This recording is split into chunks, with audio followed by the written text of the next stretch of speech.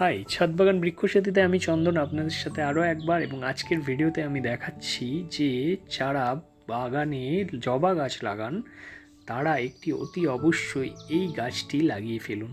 এটি একটি লক্ষ্মী জবা এবং লক্ষ্মী জবা গাছ খুব সহজেই নতুন বাগানীদের জন্য এবং যারা খুব কম যত্নে গাছে ফুল পেতে চান তাদের জন্য গুরুত্বপূর্ণ গাছ এই লক্ষ্মী জবা।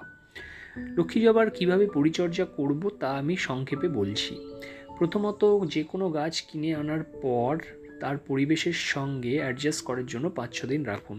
তারপর 6 ইঞ্চি একটি পাত্রে ভালো করে গার্ডেন সয়েল তার সাথে কিছুটা কোকোপিট নিয়ে গাছটা লাগিয়ে ফেলুন।